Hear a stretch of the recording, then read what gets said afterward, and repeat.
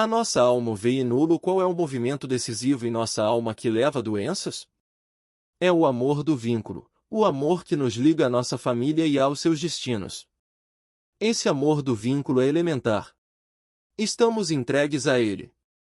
Ele nos prende à nossa família e a tudo que nela aconteceu. Ele nos prende à sua grandeza, ao bem-sucedido e ao completo, tornando-se uma força.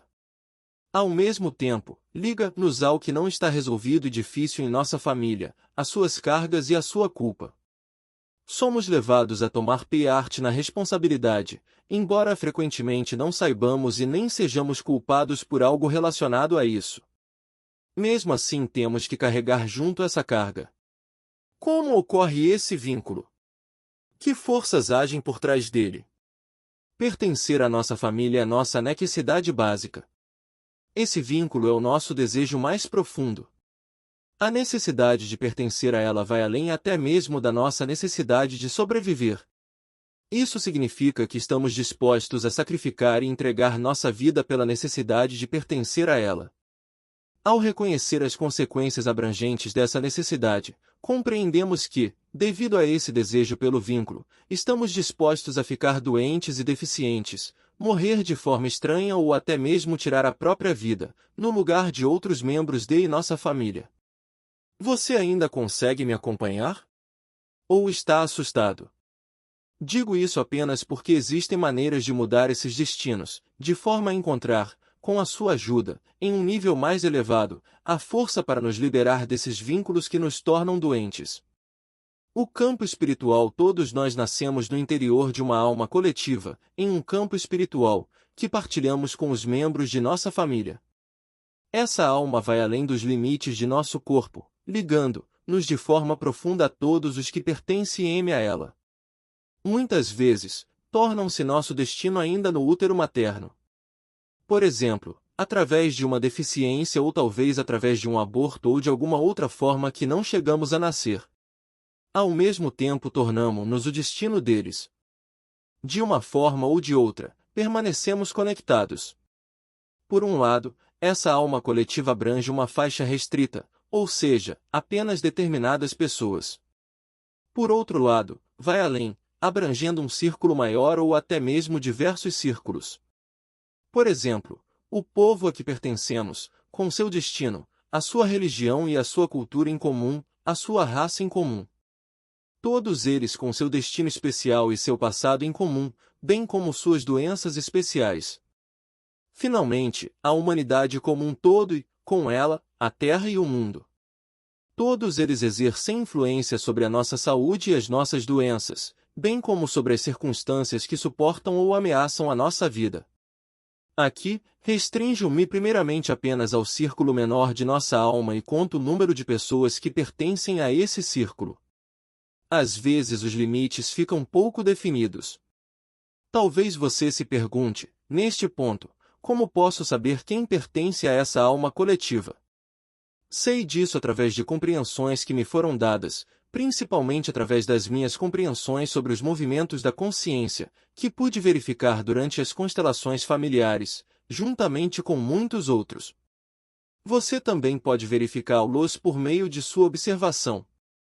Gostaria de mencionar aqui que Rupert Sheldrake, com suas compreensões e observações sobre os campos morfogenéticos, em seus livros e em conversas pessoais, foi um importante companheiro em meu caminho.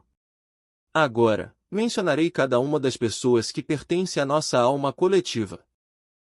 Nós mesmos, com todos os nossos irmãos e irmãs, mesmo os não nascidos ou falecidos precocemente. E também um gêmeo que tenha sido separado de nós ainda no útero materno. Este é o nível mais baixo.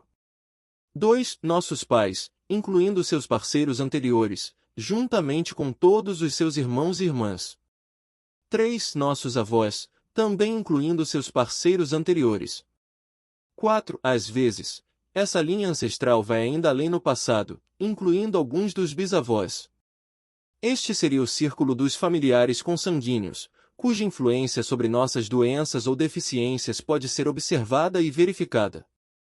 Também pertencem à nossa alma coletiva outras pessoas que não são nossos familiares, mas cujo destino partilhamos. Aqui estão incluídos Todos aqueles cuja perda ou morte ocasionou uma vantagem para nós e nossa família, como, por exemplo, uma herança. 2. Todos aqueles cuja morte foi causada por culpa de um membro de nossa família. 3. Todos aqueles que possuem culpa com relação à morte de algum membro de nossa família ou causaram danos graves a alguém de nossa família. Formamos uma comunidade de destino juntamente com os indivíduos mencionados nesta seção. Partilhamos com eles uma alma coletiva, um campo espiritual em comum. O que isso significa?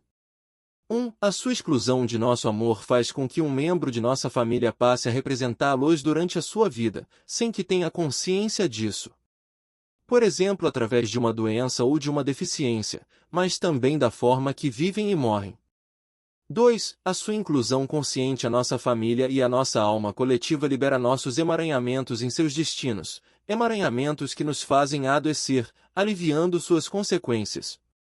A transferência no interior de nossa alma coletiva. Existem transferências no sentido de que um membro da família pode transferir uma responsabilidade a um outro membro familiar. Ou no sentido de que um membro que não esteja diretamente envolvido assume as consequências das ações de um outro, por exemplo adoecendo ou morrendo em seu lugar. Tais transferências se processam em diversos níveis. Eu sigo você. Uma das transferências segue a frase interna, eu sigo você. Por exemplo, o caso de um filho que é atraído para junto de sua mãe, que teve uma morte precoce. Ele também deseja morrer para acabar com a separação entre os dois. O mesmo ocorre no caso de uma mãe que deseja seguir um filho morto precocemente, principalmente se ela se sentir culpada por essa morte. Em ambos os casos, tal desejo leva a doenças que ameaçam a vida, bem como a morte prematura. Essa ideia parece absurda à primeira vista, mas não dentro da alma coletiva. A ela pertencem tanto os vivos quanto os mortos. Dentro dessa alma coletiva, a separação entre os vivos e os mortos se dissolve tanto na imaginação quanto no sentimento. Agora desviarei um pouco do tema para falar mais sobre a alma coletiva e o campo espiritual que atua dentro dela. Alma e espírito. Primeiramente explicarei algo sobre os termos campos espirituais e alma. Durante uma conversa com Rupert Sheldrake, abordamos o tema dos campos espirituais, e nesse sentido, também dos campos morfogenéticos. Ele me disse que, no início do século XX, diversos filósofos na Alemanha observaram, em diferentes áreas da vida, a atuação de uma alma coletiva. Do contrário, não seria possível explicar diversos fenômenos que ocorrem em nosso mundo. Nesse sentido, falou-se também sobre uma alma mundial. Uma vez que a palavra alma possui uma associação muito forte com concepções religiosas, ela foi substituída pelo termo campo. Ao invés de falar sobre uma alma coletiva, falava-se sobre um campo coletivo, chamando-o de campo espiritual. Isso fez com que as referências ao aspecto pessoal fossem removidas desse campo, tornando-se o mesmo objetificado e impessoal. Contudo, podemos observar que a nossa alma coletiva se movimenta dentro de um determinado campo espiritual, que se baseia em determinadas ideias. Essas ideias tomam a serviço todos aqueles que pertencem a esse campo espiritual. Todos aqueles que pertencem a esse campo têm de concordar com essas suposições, mesmo que contradigam a razão. Esse campo espiritual define principalmente aquilo que pode ser percebido e sabido pelo S que pertencem a uma alma coletiva e, dessa forma, a esse campo espiritual.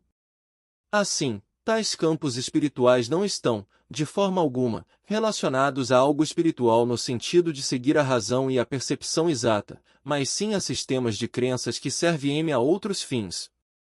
Como poderá ser visto melhor mais adiante neste livro, o sentido atribuído à palavra espírito é completamente diferente do assumido pela mesma na expressão campos espirituais, por isso utilizo o termo campos espirituais apenas em conexão com alma coletiva.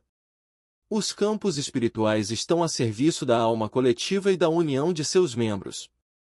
Os campos espirituais possuem pouco em comum com a palavra espírito em seu sentido amplo de inteligência criativa e amor criativo, chegando até a se opor à mesma. Por isso, em minhas explicações subsequentes, a palavra espírito não possuirá o mesmo sentido que possui em campos espirituais. Os sistemas de crenças, o campo espiritual que une os membros de nossa alma coletiva por meio de convicções em comum, constitui um empecilho às nossas observações racionais. Contudo, tais convicções são, de forma contrária a toda a razão, aceitas pelos membros desse campo espiritual, ou seja, os membros dessa alma coletiva. Por quê? Porque qualquer divergência com relação a tais convicções é associada com o medo de perder o direito de pertencer a essa alma coletiva. Como você já deve ter percebido, aqui entram em jogo os outros círculos de nossa alma coletiva. Por exemplo, a religião, assim como outras filosofias.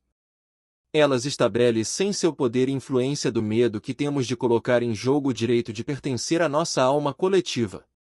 Medo de perdê-lo se questionarmos tais convicções ou nos afastarmos delas. Esse medo é justificável. Aqueles que submetem tais convicções a um exame crítico, buscando trazer à tona a irracionalidade delas, devem estar preparados para ser excluídos desse campo espiritual e ser perseguidos como dissidentes. Trata-se do sacrifício da própria razão, em nome do direito ao pertencimento.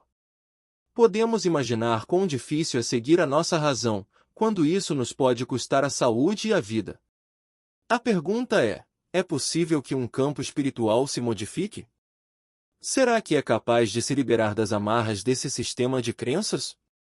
Rupert Sheldrake observou que um campo espiritual só pode se modificar sob a influência de um outro movimento espiritual vindo do exterior. Ao mesmo tempo, isso significa que a cura de doenças, e acima de tudo, o desejo de morrer, no qual uma pessoa deseja seguir um morto, não podem vir do interior da alma e do campo espiritual que a domina. Eles vêm através de um movimento do espírito criativo cujo amor inclui a todos igualmente, ou seja, do exterior de nossa alma coletiva. Isso significa que o movimento de cura e a salvação vem de um outro nível espiritual, que vai além da psicoterapia em seu sentido comum. Isso acontece porque se movimenta quase completamente dentro das fronteiras do campo espiritual coletivo e de seu amor limitado. Já antecipei aqui alguns aspectos. Na segunda parte deste livro, intitulada de O Espírito, falarei mais sobre os movimentos do Espírito, que ultrapassam as fronteiras de nossa alma coletiva. Você por mim, eu por você retorno agora aos movimentos de nossa alma coletiva que conduzem a doenças graves, finalmente, a morte. Primeiro havia mencionado o movimento Eu sigo você. A seguir, mencionarei os movimentos Você por mim e Eu por você. O efeito mais limitante com consequências mais amplas para nossa saúde é o da decisão interna Eu por você, ou seja, o desejo de adoecer ou morrer no lugar de um outro membro familiar. Não que essa decisão seja proferida em voz alta ou conscientemente. É necessário o centramento para senti-la e se expor a ela em toda a sua extensão. Isto vem à luz de forma mais evidente nas constelações familiares, através de nossos representantes. Ao representar uma pessoa doente ou deficiente, ou até mesmo apenas a sua doença, os representantes são tomados e guiados por uma força curativa, que mostra a direção para a qual nossa doença aponta e as pessoas pelas quais se sente atraída. Ao mesmo tempo, vem à tona uma outra transferência, na qual um outro membro familiar diz, você por mim. Trata-se sempre de uma pessoa que se sente culpada, por exemplo a mãe que abortou ou doou um filho. A pessoa que diz no seu íntimo, eu por você, é geralmente um filho. Às vezes pode ser um parceiro. Nesse caso, devido a uma transferência ligada à sua família e à sua infância. Eu também, antes de prosseguir, trazendo à tona essas frases na própria alma e com isso extinguindo seu poder, abordarei uma terceira e importante frase, com a qual alguém se despede internamente de sua vida. Ela se chama, eu também. Essa frase é dita, por exemplo, a um gêmeo que morreu ou a um irmão abortado. Geralmente é uma frase de uma criança. O comportamento agressivo de uma criança, apesar de ser ainda tão pequena, muitas vezes tem suas raízes nessa frase, embora ela se articule apenas através de um sentimento. Essa frase está intimamente ligada à frase, eu sigo você. Ela se dirige, ao mesmo tempo, aos vivos. É um apelo a eles e busca colocar algo em ordem, geralmente como um último esforço. Já se pode prever as consequências abrangentes dessas três frases sobre a saúde em uma família. Para poder compreendê-las e as suas consequências, prossigo com estas reflexões, dizendo algo sobre as desordens do amor. Até agora pode parecer que os movimentos do amor que agem em nossa alma coletiva pesam mais sobre seus membros do que os ajudam. Contudo, nossa alma coletiva segue ordens que lhe são pré-determinadas partindo de fora. Ao contrário do campo espiritual, que obscurece a nossa percepção através de sistemas de crenças, tais ordens constituem fundamentos para qualquer relação humana. Essas ordens são pré-estabelecidas nas nossas relações humanas e, assim, na nossa alma coletiva. Elas também são trazidas à tona através das constelações familiares. Em primeiro lugar, através de violações contra tais ordens, através de seu oposto, de suas desordens. Falarei agora sobre cada uma dessas ordens e seus opostos. Basicamente, trata-se apenas de duas. O direito igual de pertencimento. Nossa alma coletiva dá importância fundamental à sua completude. O todo tem prioridade sobre as partes individuais. Essa ordem se transforma em desordem quando alguém é excluído dessa comunidade, apesar de pertencer a ela. Por exemplo, quando alguém diz ao outro, minha vida possui prioridade sobre a sua. Observamos isso quando alguém aborta ou doa um filho. Muitas vezes um indivíduo é excluído por não satisfazer as exigências morais desse grupo. Quem define essas exigências morais? É o chamado campo espiritual que decide quem pode ou não pode pertencer. Nesse sentido, vai contra a ordem do direito igual de pertencimento para todos. O campo espiritual justifica essa exclusão por meio de sua moral. A ordem espiritual superior que concede a todos os que pertencem o mesmo direito de pertencimento não tolera exclusões. Se, mesmo assim, isso ocorrer, ela coloca o movimento em ação que resgata o excluído utilizando outro membro da família como representante. Este deve então representar o membro excluído, sem que tenha consciência disso. Como consequência, esse membro da família também se sente excluído. Movido por uma pressão interna, ele também se exclui e se comporta de maneira tal que precisa ir embora. Por exemplo, tornando-se culpado ou doente ou colocando a própria vida em jogo, perdendo a não ser que um outro membro da família diga internamente a ele, eu por você. Por exemplo, uma criança. Com isso, a desordem da exclusão passa para a próxima rodada, sem ter sido colocada realmente em ordem. Você ainda pode me acompanhar? É demais para você? Você se reconhece nos movimentos que fazem adoecer? Devo interromper aqui meus esforços no sentido de trazer à tona diversos panos de fundo ocultos daquilo que faz adoecer? Por favor, quero que fique claro para você que, acima de tudo, o que me importa aqui são os caminhos que possibilitam a cura. Suporte um pouco mais, até que apareça finalmente a luz no fim do túnel que leva ao lado de fora. Antes e depois outra desordem que, em diversos aspectos, torna um indivíduo doente também constitui, de outras formas, obstáculos ao sucesso na vida, é a violação da hierarquia do antes e depois.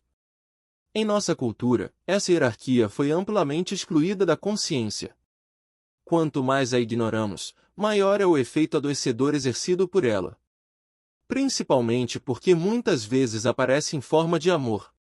Aqui também se observa que a arrogância do amor que viola a hierarquia possui um efeito nocivo sobre a saúde e o sucesso. O que significa antes ou depois em nossa alma coletiva? No sentido original, antes e depois são entendidos temporalmente. Quer dizer, aquele que existiu temporalmente mais cedo, ou seja, que nasceu antes do outro, tem precedência sobre os que vieram depois. Nesse sentido, o filho primogênito tem precedência em relação ao segundo, independentemente do sexo. Esse antes ou depois determina a hierarquia entre os irmãos e, de fato, entre todos incluindo os que morreram precocemente ou abortados. A hierarquia, nesse sentido, é uma ordem original. Ela é válida também em outros aspectos de nossos relacionamentos. Por exemplo, os pais iniciam a família conjuntamente, como um casal. Ambos assumem, perante os filhos, a primeira posição, a qual não pode ser disputada com eles por ninguém, nem mesmo por uma autoridade. Eles vêm em primeiro lugar. Essa hierarquia também vale para empresas e na profissão. Contudo, irei me restringir às relações nas quais essa desordem pode adoecer as pessoas ou levá-las à morte, sem que estejam conscientes disso. Como se revela essa desordem em nossa família? Ela se revela na frase interna, eu por você, ou seja, quando um indivíduo que veio depois assume, arrogantemente, algo por alguém que já estava lá antes dele. Por exemplo, quando um filho diz essa frase internamente à mãe ou ao pai, ao ver que estes querem ir embora. Essa frase transforma os filhos em heróis. Todo herói de uma tragédia assume, quando criança, algo que compete apenas a indivíduos que já estavam lá antes dele. Nesse sentido, essa frase se associa com a frase de um indivíduo que já estava lá antes dele, você por mim. O final das tragédias é conhecido. Termina com a morte do herói e com a morte de suas vítimas. Estou me referindo aos pequenos heróis, que ficam doentes ou morrem no lugar da mãe ou do pai, para preservar as suas vidas ou para salvar um outro membro familiar. A redenção, a religião e seus ensinamentos sobre o pecado original, através dos quais afirma a necessidade do homem por redenção e expiação, está completamente submetida à expressão eu por você. Primeiro a vemos em Jesus, que assumiu para si, como representante de todos, as expiações para os seus pecados, através de seu autossacrifício. A mesma máxima é utilizada de diversas formas por seus adeptos e colocada em prática, com base em uma expressão de Jesus, ninguém tem amor maior do que aquele que dá a sua vida pelos seus amigos. Ou seja, o amor de quem diz, eu por você. Há quantos autossacrifícios, quanta abnegação, quanto heroísmo, quanto sentimento de superioridade e quantas doenças e mortes heroicas levou essa frase.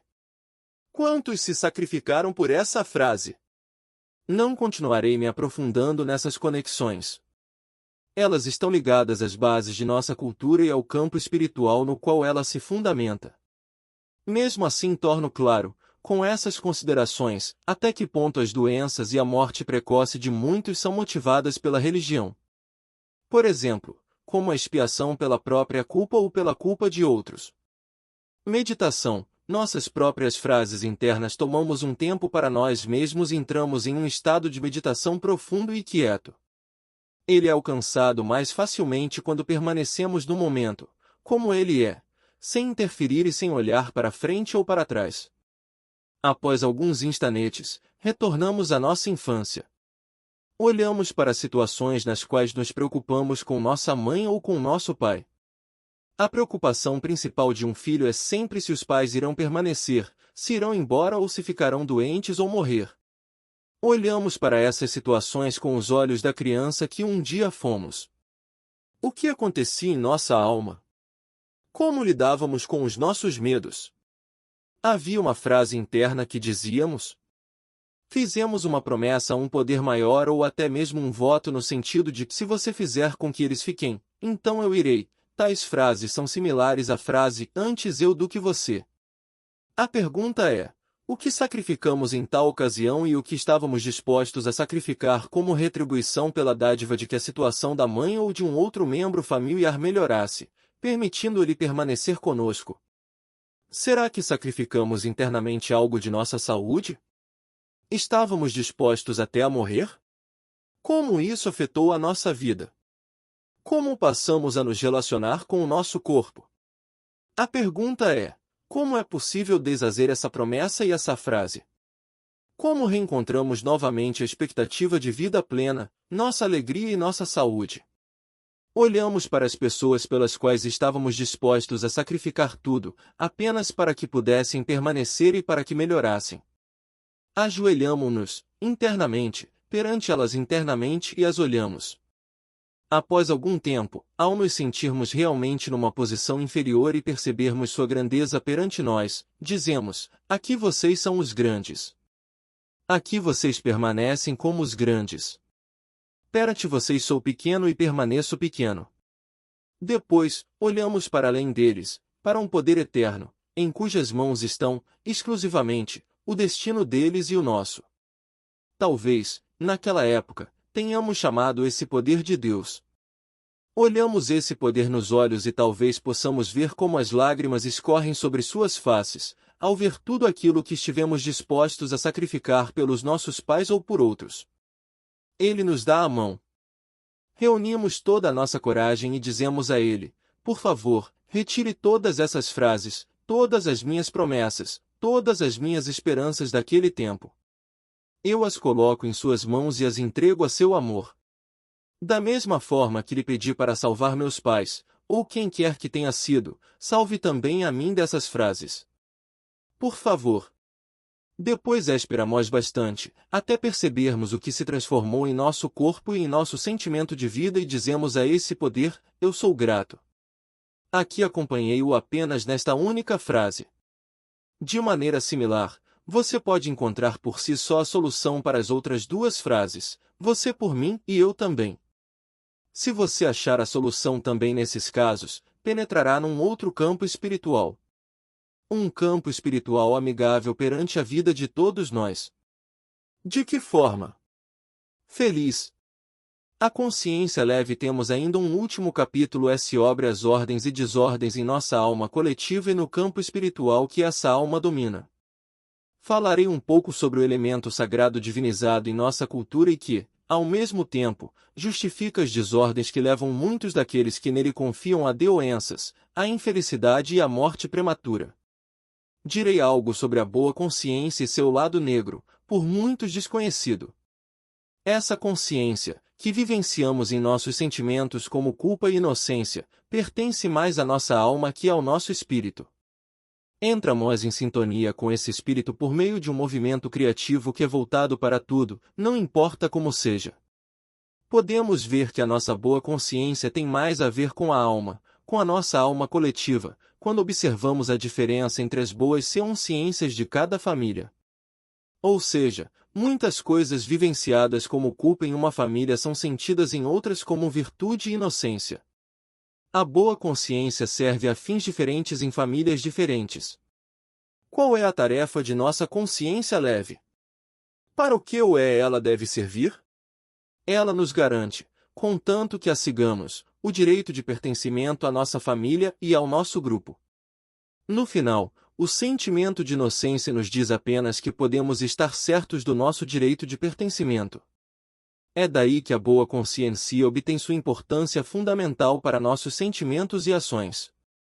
Temos boa consciência quando nos comportamos de acordo com as regras e máximas de nosso grupo. Por outro lado, ao divergir das exigências de nossa família e de nosso grupo, ficamos com má consciência. Ou seja, ficamos com medo de estar colocando em risco o nosso direito de pertencimento ou de já tê-lo perdido. Essa consciência nos acompanha em todos os momentos. Ela reage imediatamente através de um sentimento de culpa, antes mesmo de pensarmos nisso. Ela nos possibilita reagir imediatamente e alterar nosso comportamento de forma adequada. A má consciência é um sentimento instintivo, similar ao nosso sentido de equilíbrio. Quando perdemos o equilíbrio, reagimos imediatamente por meio de um movimento através do qual o restauramos sem pensar, antes de nos machucarmos. Essa consciência não tem nada a ver diretamente com o espírito ou com Deus, aqui no sentido convencional. Muito menos com uma voz de Deus em nós. Também podemos observar isso, quando um animal, por exemplo um cachorro, fica com má consciência ao perceber que, através de seu comportamento, colocou em jogo seu direito de pertencimento. Ou seja, essa consciência é um instinto útil que nos ajuda a perceber, a todo momento, até que ponto ainda temos ou não o direito de pertencer. É um instinto de sobrevivência. Sem essa consciência não poderíamos sobreviver.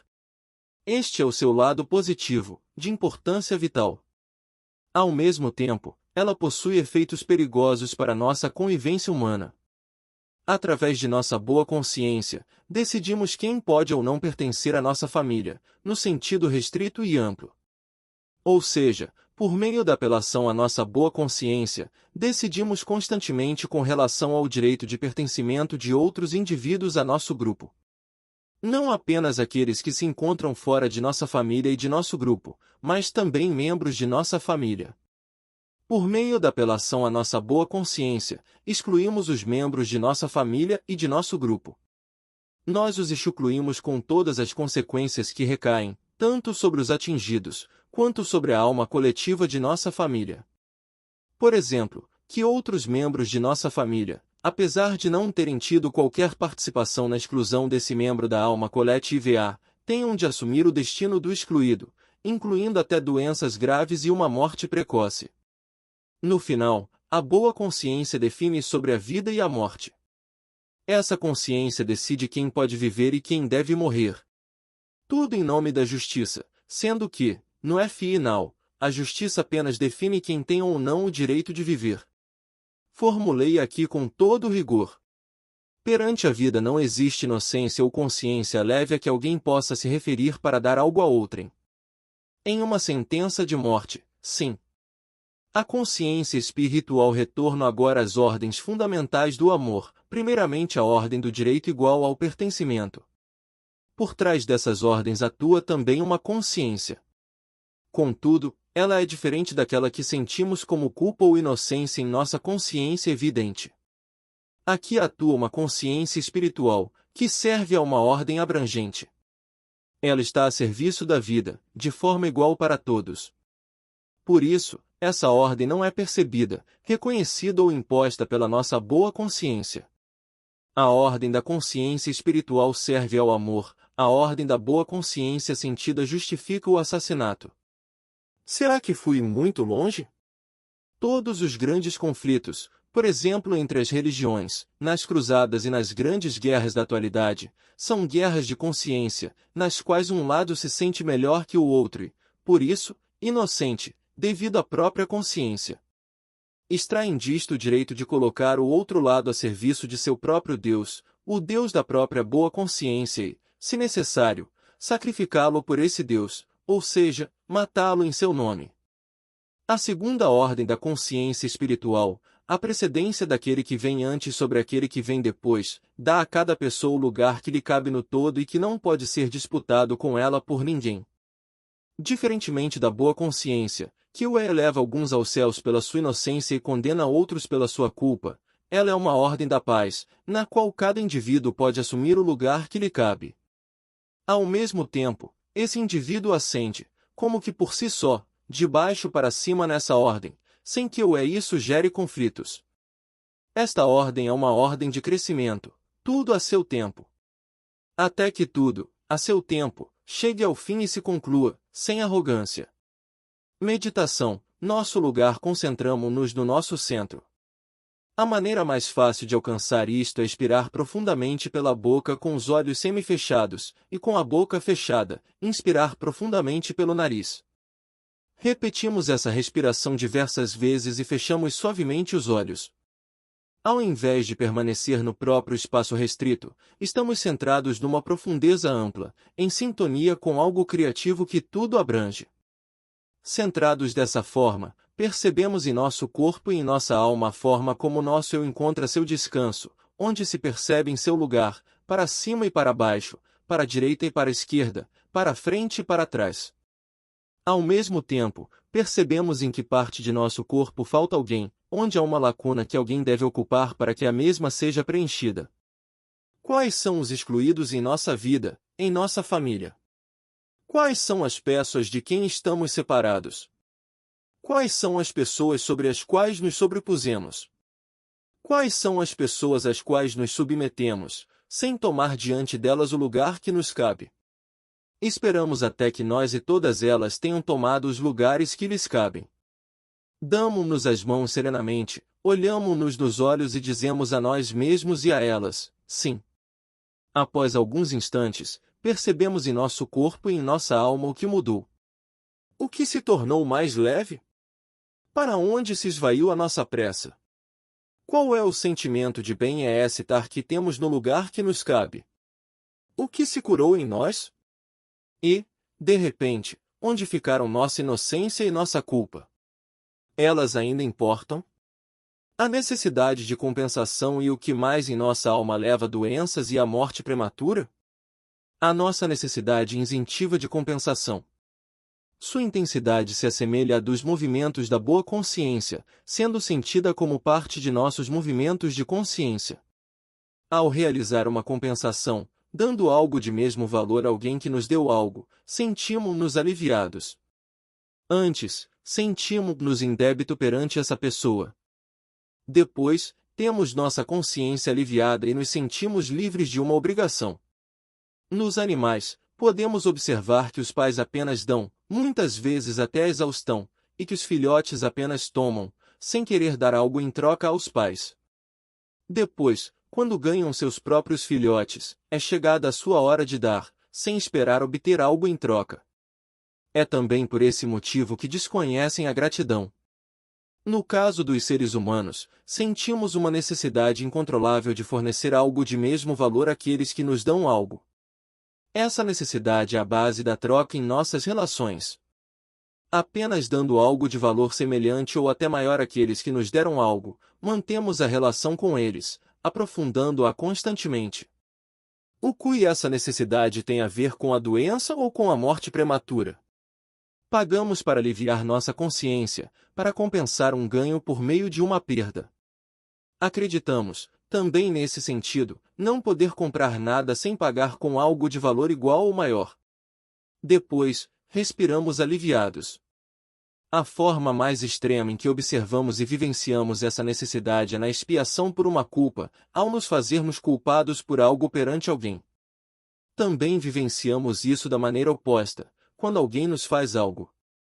Então, nossa necessidade por compensação, aqui com o sedutor nome de justiça, faz valer a frase olho por olho, dente por dente.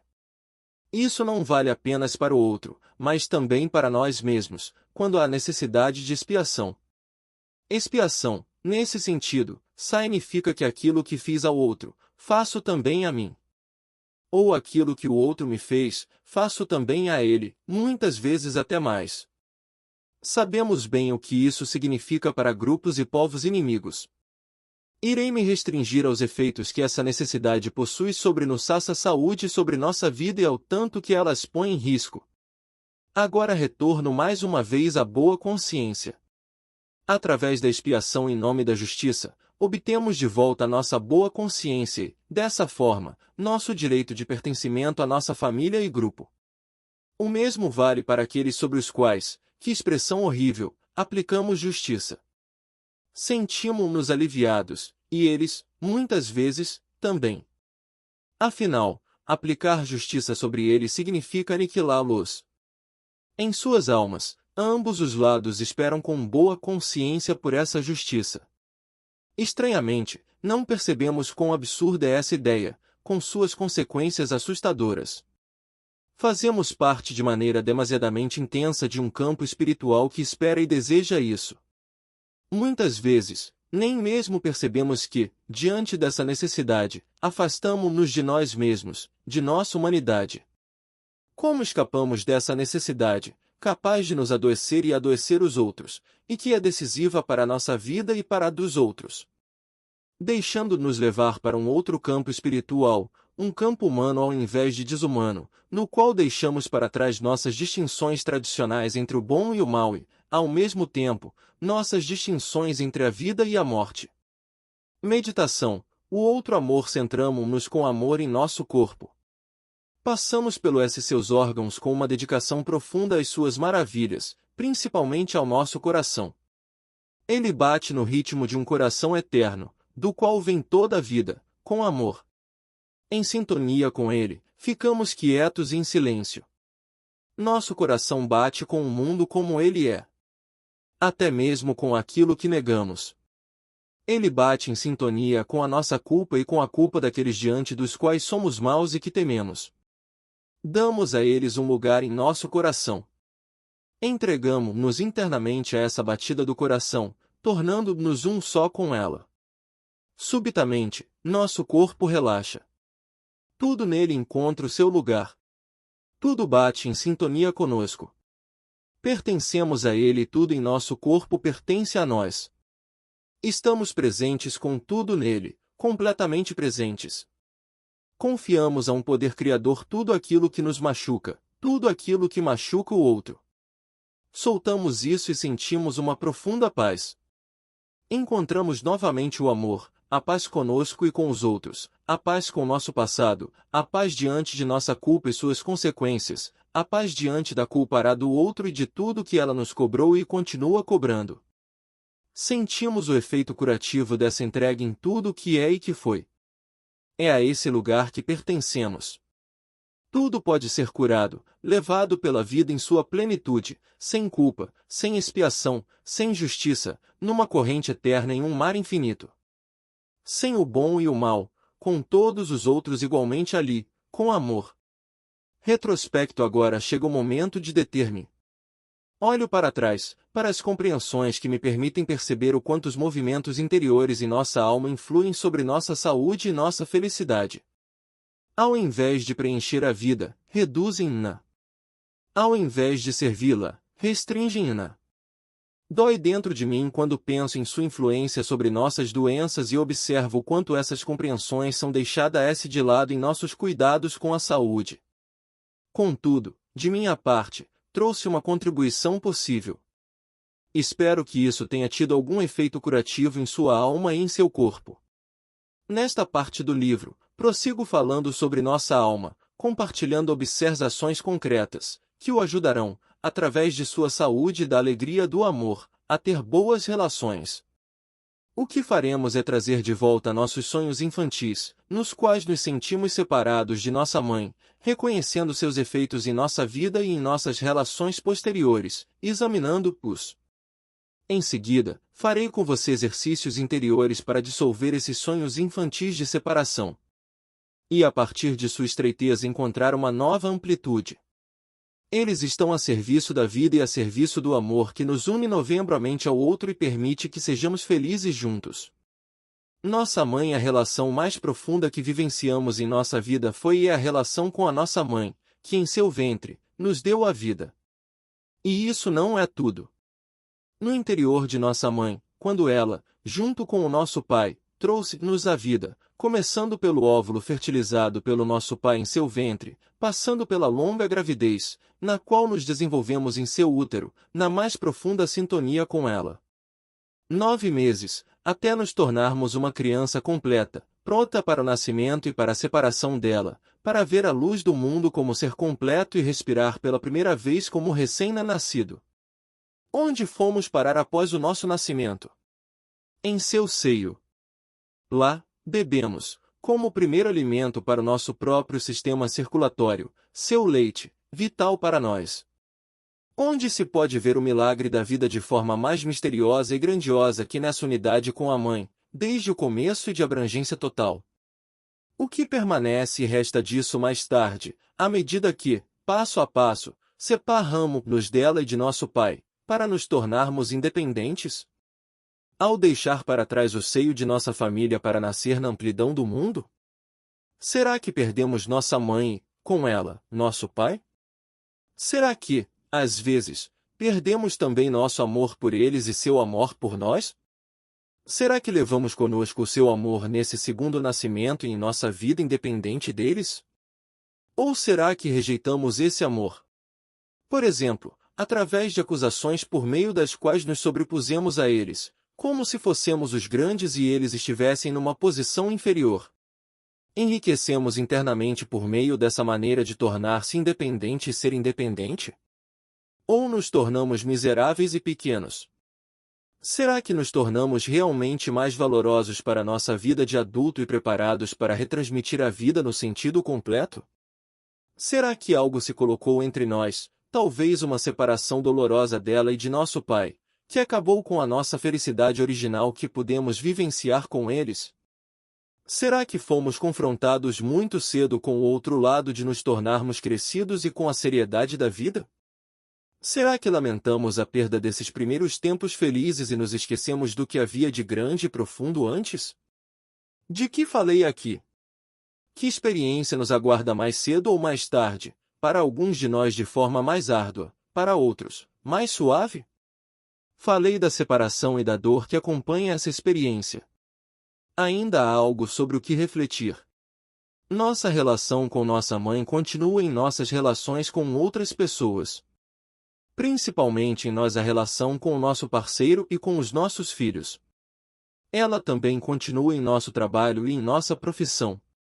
Se, na relação com a nossa mãe, tiver ocorrido um evento que nos tenha separado dela, mesmo que por um curto tempo, permanece uma dor que nos aflige por toda a vida. Ela nos aflige nas relações com outras pessoas e nas expectativas que temos com relação a elas. A dor da separação aquietamo-nos por dentro e mergulhamos de volta em nossa infância. Esperamos um momento até nos percebermos diante de nossa mãe. Qual é o nosso movimento interno quando estamos diante dela? Somos atraídos para ela? Desejamos, serenamente, aproximar-nos dela e abraçá-la?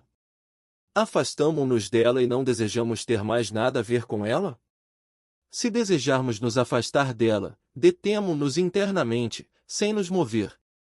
Após algum tempo, sentimos a dor da separação, sem nos lembrar imediatamente o que ocorreu entre nós e nossa mãe, uma separação em um momento que precisávamos dela urgentemente, não importa quais tenham sido os motivos. Nós esperávamos por ela. Queríamos urgentemente ir até ela, mas não podíamos. O que aconteceu dentro de nós? Que sentimentos, que desespero, que ira, que tristeza, que dor? Será que renunciamos a ela? Será que decidimos não ir mais até ela, para não sentir mais essa dor? Quaisquer que tenham sido as circunstâncias que nos separaram dela, mesmo que por apenas um instante, isto foi uma eternidade para nós. A partir daí mudamos.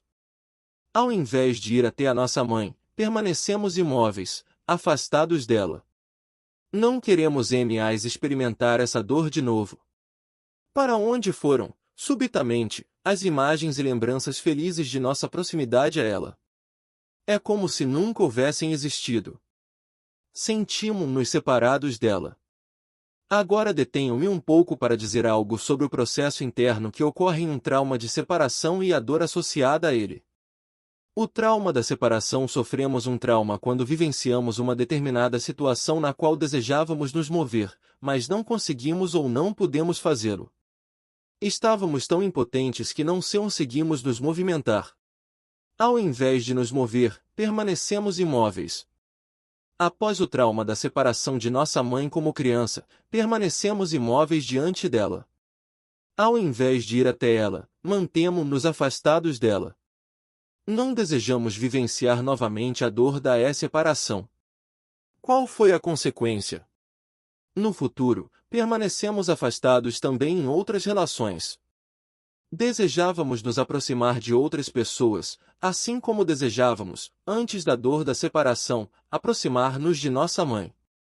Contudo, cada passo que dávamos em direção a elas trazia, em nosso corpo e em nossa alma, a lembrança da dor da separação, armazenada profundamente em nós. Ao invés de nos aproximar dos outros, como desejávamos profundamente em nosso interior, mantínhamos-nos afastados. Tornamo-nos inacessíveis para eles no que diz respeito ao nosso lado mais íntimo. Meditação. A volta ao lar. Como reencontramos a nossa mãe de outrora? Como reencontramos as outras pessoas das quais nos sentimos separados? Como reencontramos a nossa alegria de viver? Irei acompanhá-lo por esse caminho numa meditação. Em primeiro lugar, voltamos internamente à época que antecede a experiência da dor da separação de nossa mãe, quando nos sentíamos, em todos os aspectos, próximos a ela e, junto dela, protegidos e em casa. Voltamos à época em que ela nos carregava em seu ventre, em unidade total consigo. Com seu sangue, sua respiração, seu batimento cardíaco. Em unidade com suas expectativas, com suas preocupações, com seus medos relacionados à nossa saúde. Em unidade com suas esperanças e com sua prontidão em assumir os riscos do parto. Subitamente, seu ventre se tornou muito apertado para nós. Apesar da forma como nos sentíamos protegidos dentro dela, algo nos empurrava para fora. Então nascemos e olhamos para a luz do mundo, sob um intenso esforço, numa luta de vida e morte, tanto para nós quanto para ela. De repente estávamos lá, num outro lugar. Todavia, retomamos imediatamente a ela, a seus braços, seu coração palpitante, seu seio. Bebemos e adormecemos exaustos em seus braços. Em seguida iniciou-se o longo período de cuidados intensos, por parte dela e de nosso pai. Dia e noite nos vigiavam, para que tudo estivesse em ordem conosco. Quando não estavam diretamente presentes, outras pessoas queridas estavam lá para nós. Como, por exemplo, nossa avó, irmãos mais velhos, tios ou tias. Pertencíamos a uma grande família. Que tempo rico e feliz! Agora damos espaço em nós para essas experiências. Sentimos-nos, como naquele tempo, protegidos e em casa. Com essas experiências felizes no coração e em nossos sentimentos, olhamos nossa mãe nos olhos. Ela está diante de nós, a uma certa distância. Ficamos diante dela. Ao mesmo tempo, sentimos o que se alterou em nós após a experiência da separação e a dor da separação. Lembrando dos tempos felizes anteriores e do amor profundo que recebemos dela e que encontrávamos, dia após dia, ao nos aproximar dela, ousamos dar um pequeno passo em sua direção, passando por cima da dor e do trauma da separação. Após termos conseguido dar esse pequeno passo em sua direção, respiramos aliviados. Então, esperamos. Continuamos olhando-a nos olhos até encontrarmos a coragem e a força para o próximo pequeno passo em sua direção. E então, para o próximo e o próximo, até cairmos em seus braços, alegres, finalmente em casa junto a ela. A perspectiva após essa experiência, retornamos às pessoas das quais, como consequência do trauma de separação anterior, mantivemos-nos distantes, embora quiséssemos nos aproximar delas. Por exemplo, nossos parceiros e as pessoas com as quais partilhamos nossas vidas. Também aqui nós as imaginamos a uma certa distância de nós e as olhamos nos olhos. Ao lembrar do nosso caminho de volta à nossa mãe, ousamos, com amor, dar um pequeno passo em direção a elas, apesar dos medos e das experiências que nos mantiveram internamente distantes delas.